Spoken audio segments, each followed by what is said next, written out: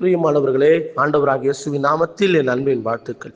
எரேமியாவின் தீர்க்கதரிசன புஸ்தகம் 20ஆம் அதிகாரம் 14ஆம் வசனத்துல எரேமியா இவ்விதமாக தன் பிறந்த நாளை அவர் சபிக்கிறதை நாம் பார்க்கிறோம். நான் பிறந்த நாள் சபிக்கப்படுவதாக, என் தாயார் என்னை பெற்ற நாள் ஆசீர்வதிக்கப்படாதிருப்பதாக, உமக்கு ஒரு ஆண் பிள்ளை பிறந்ததென்றும் என் தகப்பனுக்கு நற்செய்தியாக அறிவித்து அவனை மிகவும் சந்தோஷப்படுத்தின மனுஷன் சபிக்கப்பட கடவன். என் தாயார் எனக்கு பிரேத குழியும் நான் என்றைக்கும் பிரசவியாத சூளுமாய் இருக்கத்தக்கதாக கர்ப்பத்திலே நான் கொலை செய்யப்படாமல் போனதென்ன? நான் வருத்தத்தையும் சஞ்சலத்தையும் கண்டு என் நாட்கள் வெட்கமாய் கழியும்படிக்கு வெளிப்பட்டது என்ன என்று சொல்லி எரேமியா தன்னுடைய பிறந்த நாளை சபிக்கிறார். இன்றைக்கு உங்களுடைய வாழ்க்கையில கூட நான் ஏன் இந்த உலகத்தில் பிறந்தேன் என்று எனக்கு தெரியவில்லையே, நான் ஏன் இந்த குடும்பத்தில் பிறந்தேன், நான் ஏன் இந்த தேசத்தில் பிறந்தேன், ஐயோ நான் பிறக்காமல் இருந்திருந்தால் எனக்கு நன்றாக இருந்திருக்குமே, என் தாய் என்னை ஏன் பெற்றெடுத்தார்கள், அம்மா என்னை ஏமா இந்த உலகத்துல பெத்து போட்டீங்க, அப்பா இந்த உலகத்துல ஏன்பா என்னை பெத்து போட்டீங்க, ஐயோ நான் இந்த உலகத்துல பிறக்காமல் இருந்திருக்கலாமே என்று சொல்லி கேள்விகளை கேட்டுக்கொண்டிருக்கிறேன் சகோதரனே. இன்றைக்கு உங்களுடைய வாழ்க்கையில ஏற்பட்டிருக்கிற பிரச்சனை நிமித்தமாக, போராட்டத்தின் நிமித்தமாக, பாடுகளின் நிமித்தமாக, கண்ணீர் விட்டு அழுது கொண்டிருக்கிற சூழ்நிலை நிமித்தமாக நீங்கள் இப்படிப்பட்ட கேள்விகளை கேட்டுக்கொண்டிருக்கிறீர்கள். ஸ்தோத்திரம். ஏன் நான் பிறந்தேன், நான் பிறந்திருக்கவே கூடாது இந்த பூமியிலே என்று சொல்லி கேள்விகளோடு கூட இருக்கிற சகோதரனே, இதே கேள்வியை தான் எரேமியா என்கிற தீர்க்கதரிசி தேவனை பார்த்து கேட்டார். ஏன் நான் பிறக்க வேண்டும், நான் பிறந்த நாள் சபிக்கப்பட்டிருக்க வேண்டும் என்று சொல்லி சொல்லுகிறார்.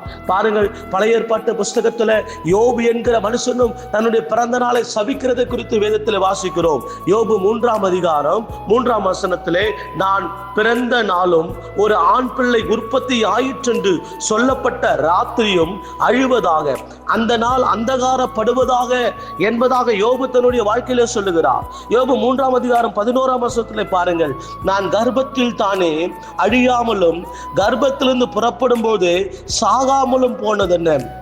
26ஆம் வசனத்துல, எனக்கு சுகமும் இல்லை, இளைப்பாறுதலும் இல்லை, அமைதலும் இல்லை, எனக்கு தத்தளிப்பே நேரிட்டது என்று சொல்லுகிறார். நான் கர்ப்பத்திலே தானே அழியாமலும் கர்ப்பத்திலிருந்து புறப்படும் போது சாகாமலும் போனதென்ன? எவ்வளவு ஒரு வருத்தத்தோடு சொல்லுகிறதை பாருங்கள். ஐயோ நான் கர்ப்பத்திலிருந்து வெளிப்படும் பொழுது, குழந்தை பிறக்கும் போதே செத்து போயிருக்கலாமே, நான் இந்த பூமியில பிறக்கும் பொழுது நான் செத்து போயிருக்கலாமே, ஏன் நான் பிறந்து இத்தனை ஆண்டு காலங்கள் இந்த பூமியிலே வாழ வேண்டும், ஐயோ நான் மரித்து போயிருக்கலாமே பிறக்கும் பொழுது என்று சொல்லி இந்த யோபு வருத்தத்தோடு சொல்லுகிறார். இதற்கெல்லாம் காரணம் என்ன? நான் ஏன் இந்த பூமியிலே பிறந்திருக்க வேண்டும், நான் மரித்திருந்தால் எனக்கு நன்றாக இருக்குமே என்று சொல்லி அந்த எரேமியாவும் யோபும் சொன்னதற்கான காரணம் என்ன தெரியுங்களா? அவர்களுக்கு நேரிட்டதான சோதனைகள், அவர்களுக்கு நேரிட்டதான பாடுகள், அவர்களுக்கு நேரிட்டதான உபத்திரவங்கள்.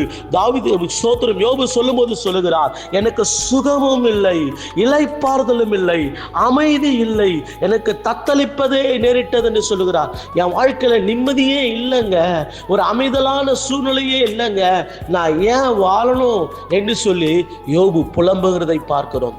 தேவனுடைய பிள்ளைகளை, இன்றைக்கு இதே சூழ்நிலையில தான் நீங்களும் நானும் கூட ஆண்டு சமூகத்தில் பார்த்து கேள்வி கேட்டுக்கொண்டிருக்கிறோம். நான் செத்து போயிருந்தா நல்லா இருக்குமே, இப்ப கூட ஒண்ணு இல்லை, இன்றைக்கு நான் மரித்தா நல்லா இருக்குமே, இன்றைக்கும் என் ஜீவனை எடுத்துக்கொள்ளும் ஆண்டவரே, ஐயோ எனக்கு வாழ்க்கை வேண்டாம், இந்த உலகத்தில் என்னால் வாழ முடியாது, இந்த உலகத்தில் ஆசீர்வாதமான வாழ்க்கை என்னால் வாழ முடியாது, இந்த உலகத்தில் நான் விரும்புகிற செல்வ செழிப்பான வாழ்க்கையை என்னால் வாழ முடியாது, ஐயோ என்னுடைய வாழ்க்கையில இன்னும் உயர்வுகளை பெற்றுக்கொள்ள முடியாது, என்னுடைய வாழ்க்கையில எந்த விதமான ஆசீர்வாதத்தை நான் சுதந்திரித்துக் கொள்ள முடியாது, ஒரு சமாதானமான வாழ்க்கையினால் வாழ முடியாது, சந்தோஷமான வாழ்க்கையினால் வாழ முடியாது, பாடுகளும் உபத்திரவங்களும் துன்பங்களும் கண்ணீரும் கவலைகளும் நிறைந்த இந்த வாழ்க்கையில நான் வாழ்வதற்கு தகுதியற்றவன், எனக்கு இந்த வாழ்க்கையே வேண்டாம் என்று சொல்லி உங்களுடைய வாழ்க்கையை குறித்து வெறுத்திருக்கிறேன் சகோதரனே, சகோதரியே, கவலைப்படாதீர்கள். அதே எரேமியாவை பார்த்து சொல்லுகிறார், எப்படி நான் பிறந்த நாள் சபிக்கப்பட்டு இருப்பதாக முன்பாக என்று சொன்ன எரேமியாவுக்கு தேவன் வாக்கு கொடுக்கிறார்.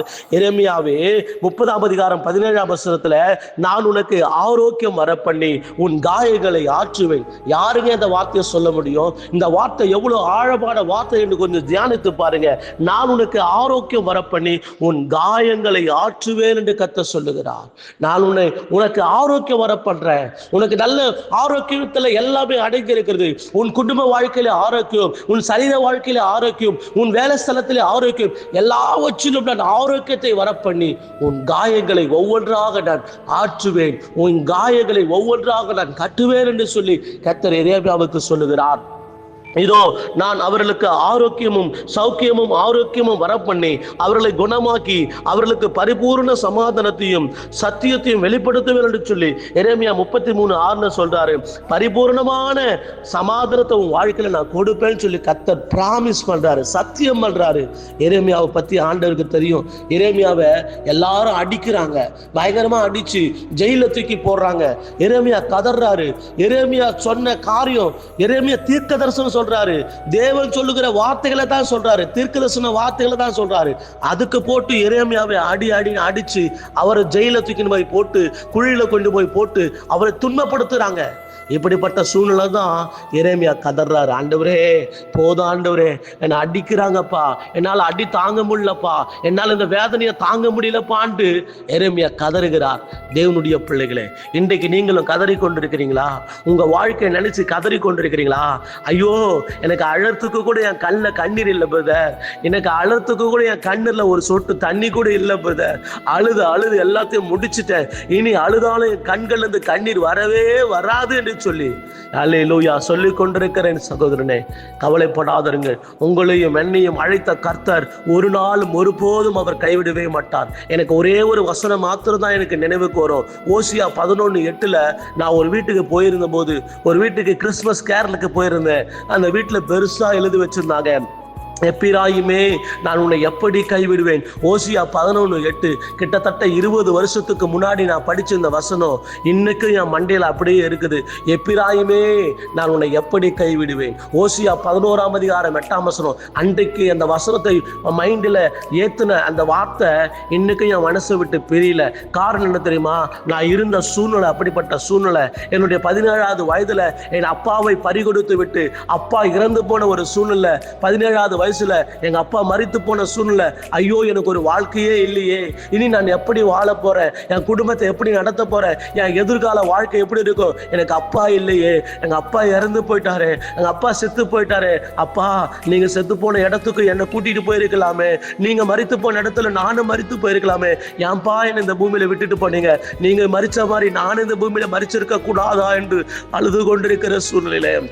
இனி எனக்கு எதிர்கால வாழ்க்கை என்ன ஆகும் தெரியவில்லையே, அப்பா இருந்தா எல்லாவற்றும் பார்த்து கொள்வாரு, அப்பா என்னை விட்டு போயிட்டார், நான் என்ன செய்வேன் என்று அழுது கொண்டிருக்கிற சூழ்நிலையில தான் கர்த்தர் எனக்கு இந்த வார்த்தையை தந்தார். எப்பிராயிமே நான் உன்னை எப்படி கைவிடுவேன். பைபிளை படிக்கும் போது வசனத்தை எனக்கு தரலங்க, ஒரு வீட்டு செவுர்ல ஒட்டி வச்சிருந்தாங்க அந்த வார்த்தையை.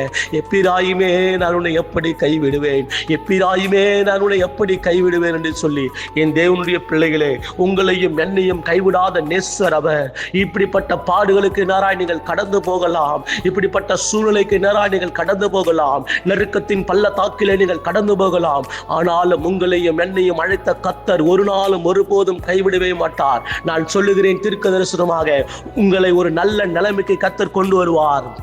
உங்களுடைய எதிர்காலத்தை சிறந்திருக்கும்படி கர்த்தர் செய்வார். உங்களுடைய வாழ்க்கையை மிக உயரமான ஆசீர்வாதத்திற்கு நிலைக்கு கர்த்தர் உங்களை கொண்டு போவார். ஏனென்றால் உண்மை உள்ள மனுஷனை கர்த்தர் ஒரு நாளும் ஒருபோதும் கைவிட்டதே இல்லை. அல்லேலூயா. நீதிமானை தேவன் கைவிட்டதே இல்லை. நீதிமானுக்கு வரும் துன்பங்கள் அநேகமாய் இருக்கும், ஆனாலும் அவைகள் எல்லாவற்றும் அவனை விலக்கி விடுவிக்கிறார் என்று சொல்லி வேதத்திலே வாசிக்கிறோமே. நீதிமானே, கவலைப்பட்டு கலங்கி கொண்டிருக்கிற நீதிமானே, உங்களுக்கு வந்த உபத்திரவம் உண்மைதான், உங்களுக்கு வந்த பாடுகள் உண்மைதான், ஆனால் இவை எல்லாவற்றும் கர்த்தர் மாற்ற வல்லவராக இருக்கிறார். புலம்புவதை நிறுத்திவிடு. இனி உன் வாயை திறந்து நான் சபிக்கப்பட்டவன், நான் பிறந்தது வீண், நான் பிறந்திருக்க கூடாது என்று சொல்லுகிற வார்த்தையை நான் ஸ்டாப் பண்ணிட்டு ஒரே ஒரு வார்த்தையை மாத்திரம் சொல்லுங்க. எப்பிராயுமே நான் உன்னை எப்படி கைவிடுவேன் என்று சொன்னீரே தகப்பனே, என்னை கைவிடாதபடி நடத்தும் ஆண்டவர் என்று சொல்லி கேட்கலாமா? அல்லேலூயா. இயேசுவின் நாமத்தில் ஜெபிக்கிறோம் தகப்பனே. பாரத்தோடு இந்த கால வேளையிலும் நோக்கி கூப்பிடுகிறோம் ஐயா. ஐயா, எரேமியா புலம்புகிறதை வாசிக்கிறோமே, ஆண்டவரே யோபு புலம்புகிறதை படிக்கிறோமே. இந்த எரேமியாவை அந்த இஸ்ரவேல் ஜனங்களுக்கு முன்பாக, சிதேக்கியா ராஜாவுக்கு முன்பாக எரேமியாவை வெட்கப்பட்டு போகாதபடி காத்தீரே தகப்பனே. ஆண்டவரே, அந்த பாபிலோன் தேசத்தில் எரேமியாவை ஒரு சாட்சியாய் வைத்தீரே தகப்பனே. அந்த சிறையிருப்பின் நாட்களில் எரேமியாவுடைய ஜீவன் பறிபோகாதபடி எரேமியாவை காத்தேன் தகப்பனே. எரேமியாவோடு கூட இருந்த என் தேவன் ஆண்டவரே, இதோ எங்களோடு கூட இருக்க முடியாது நாங்கள் ஜெபிக்கிறோம். எங்களுக்கு வருகிற எல்லா பிரச்சனைகளையும் போராட்டங்களையும் உபத்திரவங்களையும் மேற்கொள்ள பலனை கர்த்தர் எங்களுக்கு தரும்படியாய் ஜெபிக்கிறோம். ஐயா, வாழ்க்கையை நினைச்சு புலம்பிக் கொண்டிருந்த யோபுவை நீங்க கைவிடலப்பா. யோபுக்கு முன்னிருந்த எல்லாவற்றிலும் பார்க்கலாம் யோபுவை நீ ரெட்டத்தனையாய் ஆசீர்வதித்தீர் ஆண்டவரே. இப்படிதான் யோபு ஒரு நாள் உட்கார்ந்துட்டு ஓன்னு அழுத்துட்டு, என் பிறந்த நாள் சபிக்கப்பட்டிருப்பதாக சொன்ன அந்த மனுஷனை அநேகருக்கு ஆசீர்வதிக்கப்பட்ட ஒரு மனுஷனா வச்சிங்களே, அநேகருக்கு ஆசீர்வாதத்தின் பாத்திரமா வச்சிங்களே. அதே போல என் சகோதரனுக்காக, என் சகோதரிக்காக, என் தாய்க்காக, தகப்பனுக்காக ஆண்டவரே பாரத்தோடு ஜெபிக்கிற எங்களையும் ஒரு நாள் அநேகருக்கு பயன்படத்தக்க விதத்தில் எங்களை வைக்க போகிறீர் ஆண்டவரே. அநேகருக்கு பிரயோஜனமான பாத்திரமாக எங்களை வைக்க போகிறீர் ஆண்டவரே. நாங்கள் விசுவாசிக்கிறோம் தகப்பனே. அப்பா, இப்பொழுதே என்னுடைய கண்ணீரை தொடையும், இப்போதே என் வேதனைகளை மாற்றும், இப்போதே என்னுடைய எல்லா சுச்சுவேஷனையும் சூழ்நிலைகளையும் மாற்றித்தாங்க ராஜா. இப்போது நான் போகிற பாடுகளுக்கு நேராய் என் தேவன் அந்த பாடுகளிலிருந்து எங்களை விடுவிக்க முடியாது ஜெபிக்கிறோம். இப்போது நாங்கள் கடந்து போய் கொண்டிருக்கிற உபத்திரவத்திலிருந்து கர்த்தர் எங்களை தப்புவிக்க முடியாது ஜெபிக்கிறோம். போதும் கர்த்தாவே, போதும். என் வாழ்க்கையில நான் அனுபவித்துக் கொண்டிருக்கிற துன்பங்கள் போதும். என் வாழ்க்கையில நான் அனுபவித்துக் கொண்டிருக்கிற வேதனைகள் போதும். ஐயா, முடியலப்பா, வாழ முடியலப்பா. ஐயோ, என் காதல யாரோ சொல்றாங்க, நீ வாழ வேணாம், நீ செத்து போயிடு, நீ செத்து போயிடு, நீ வாழ்றதுக்கு தகுதியற்றவன், செத்து போயிடு, செத்து போயிடு. யாரோ என் காதுல சொல்றாங்களே, அந்த சத்தத்துக்கு நான் செவி கொடுக்க கூடாது, அந்த சத்தத்துக்கு நான் செவி கொடுக்க கூடாது. கர்த்தாவே, என்னை ஜீவனோடு வைத்து நான் இந்த பூமியிலே ஆசீர்வாதமாய் வாழ்வதற்கான வாசல்களை, வழிகளை திறந்து கொடுக்க முடியாது ஜெபிக்கிறோம் தகப்பனே. இயேசுவின் நாமத்தில் என்னை பலவீனப்படுத்துகிற அந்தகாரத்தின் கிரியைகள், என்னை பலவீனப்படுத்துகிற பொல்லாத ஆவிகளின் சேனைகளை இயேசு கிறிஸ்துவின் அதிகாரமுள்ள நாமத்துல கடிந்து கொள்கிற பொல்லாத ஆவியை, என்னை பலவீனப்படுத்துகிற பொல்லாத ஆவியை, இயேசுவின் நாமத்தில் சிந்தை மண்டலத்தை கெடுக்கிற பொல்லாத ஆவியை உன்னை இயேசுவின் நாமத்துல கடிந்து கொள்கிறேன். தற்கொலையின் ஆவிகள், மரண எண்ணங்களை கொண்டிருக்கிற பொல்லாத ஆவிகளை இயேசுவின் நாமத்தில் அர்த்தமாக்கி போடுகிறேன். என்னை வாழ வைப்பாராக, என் தேவனைகளை வாழ வைப்பாராக இயேசுவின் நாமத்துல. அப்பா, தடைப்பட்டிருக்கிற எல்லா ஆசீர்வாதங்களையும் தந்து இந்த மாதம் தேவனுடைய பிள்ளைகள் ஆசீர்வாதமாய் வாழ்வதற்கான வழிகளை, வாசல்களை எல்லாம் தேவனாகிய கர்த்தர் நீ திறந்து கொடுக்க முடியாது நாங்கள் ஜெபிக்கிறோம் ஆண்டவரே. நீ இடம் கொள்ளாமல் போக மட்டும் உன்னை ஆசீர்வதிப்பேன் என்று சொன்ன தேவன் ஆண்டவரே, அவ்விதமான ஆசீர்வாதத்தை, ஒரு நிறைவான ஆசீர்வாதத்தை, பரிபூரணமான ஆசீர்வாதத்தை என் தேவன் ஒவ்வொருவருக்கும் நீ தருவீராக. கர்த்தர் அப்படி செய்கிறதுக்காக உமக்கு ஸ்தோத்திரம். இயேசுவின் விலையேறப்பட்ட நாமத்தில் ஜெபிக்கிறோம் ஜீவனுள்ள நல்ல பிதாவே, ஆமென். கர்த்தருடைய பிள்ளைகளே, உங்களுக்காக இரவும் பகலும் எப்பொழுதும் திறப்பில் நின்று ஜெபிக்க நாங்கள் ஆயத்தமாயிருக்கிறோம். உங்கள் ஜெப குறிப்புகள் எதுவாயிருந்தாலும், நீங்கள் வெளி தேசத்தில் இருந்தாலும் கூட வாட்ஸ்அப்பில் உள்ள எண்ணிலே நீங்கள் தொடர்பு கொள்ளலாம், வாட்ஸ்அப்பில் அழைக்கலாம். உங்களுக்காக தேவ சமூகத்தில் திறப்பில் நின்று மன்றாடுவதற்கு நாங்கள் ஆயத்தமாயிருக்கிறோம். ஜெப குறிப்புகளை அனுப்புங்கள். ஜெபிப்போம், ஜெயம் எடுப்போம். கர்த்தர் உங்களை கைவிட மாட்டார். ஆமென்.